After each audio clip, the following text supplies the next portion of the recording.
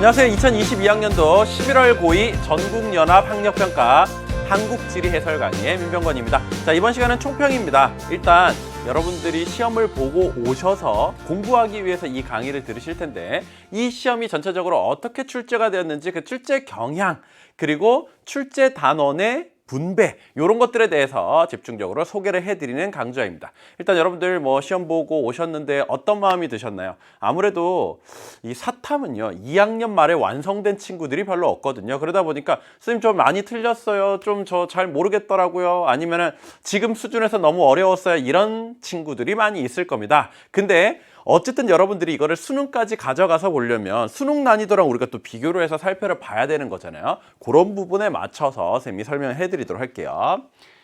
자, 일단 3월과 9월 우리가 한국지리 2번의 학력평가가 있었거든요. 그거에 비해서는 확실히 난이도가 올라갔다, 이렇게 얘기해 드릴 수가 있을 것 같아요. 사실 그때는 배운 지 얼마 안 됐을 때고 하다 보니까 문제가 굉장히 단순했었습니다. 그래도 사실 제대로 커버를 못한 부분은 틀릴 수 있었던 거죠. 그런데 고2 학평 11월로 오니까 이제 고3 올라가기 전이잖아요. 그리고 한국지를 꽤 많이 배웠잖아요. 그러니까 어느 정도는 약간 3학년 수준에 좀 근접하려고 하는 이런 형태들이 많이 보였다라고 볼 수 있습니다. 그렇지만 이게 좀 여러분들 마음속을 후벼파는 말이 될 수도 있는데요. 수능 수준에 비해서는 여전히 쉬운 수준의 문제이다라고 할 수가 있어요. 그러니까 고2 수준과 고3 수준은 다르다. 그것도 고3에서 3월, 4월에 보는 학평과 그 다음에 정말 뒤에 가서 보는 수능의 난이도가 또 많이 차이가 나거든요. 그러니까 결국 사탐은 점점 뒤로 가면서 배워가면서 난이도가 올라가게 된다는 것. 근데 우리는 이거 수준을 맞춰가지고 공부를 해야 되는 거잖아요. 그러다 보니까 차이가 좀 여전히 있다. 하지만 지금 수준에서 내가 이거를 어느 정도 배운 수준에서 잘 마무리를 하였다면 그 역시 잘한 것이다, 이렇게도 얘기해 드릴 수 있을 것 같아요.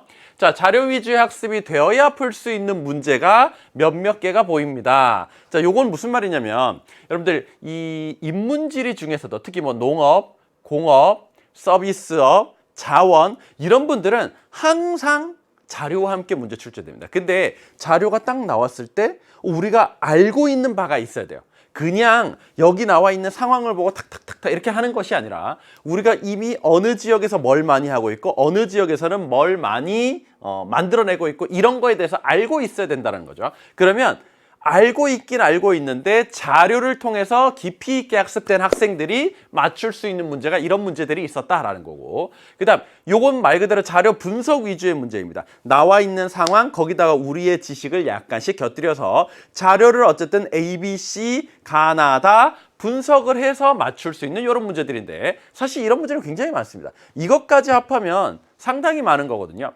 근데 우리가 사회탐구 중에서도 특히 지리 과목 있잖아요. 한국지리, 세계지리, 이런 과목들은 배웠던 내용을 전부 그래프 자료, 그 다음에 그림 자료, 지도 자료, 여러 가지 이런 자료들을 분석해내면서 풀어가는 이런 문제들이거든요. 그러다 보니까 아무래도 이런 문제들이 많을 수밖에 없습니다. 그래서 앞으로 여러분들이 공부하실 때도 배운 내용은 줄글로 배웠지만 이걸 가지고 문제를 풀어나갈 때는 그래프를 분석하고 자료를 분석하고 이런 식으로 풀어나가는구나, 이렇게 감 잡으시면 되겠습니다. 자, 그나마 어려웠던 문제는 요 정도를 꼽아봤는데 사실 이것도 수능 난이도에 비해서는 굉장히 쉽게 출제된 거거든요. 그치만 고2 막 배운 여러분들에게는 약간 어려울 수 있었다, 이렇게 얘기할 수 있을 것 같네요.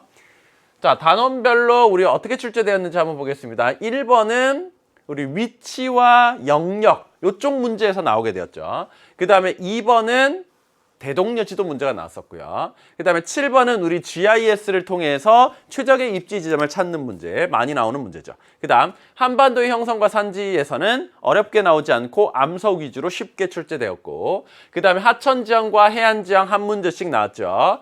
화산지형과 카르스트 지형 중에서는 한 문제 나오고 나머지 내용이 이쪽으로 좀 같이 버무려서 들어간 이런 측면이 있습니다. 그 다음 우리나라의 기후 특성에서 2문제 정도가 출제되었습니다. 항상 그래프, 그 다음 지도에서 지점 연결해서 풀어가는 이런 문제가 한두 문제씩 꼭 출제되고 있고, 요거는 좀 너무 상식적이고 쉬운 부분이라서 그런지 여기서는 빠져 있네요.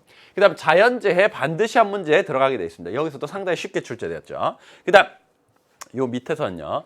도시 내부 구조에서 한 문제, 대도시권에서 한 문제. 이거 거의 따로따로 이렇게 출제되는 편이거든요. 그래서 도시는 굉장히 중요하게 잘 봐두셔야 되고, 그다음 도시계획과 재개발, 여기서는 아주 기본으로 굉장히 쉽게 출제가 되었습니다.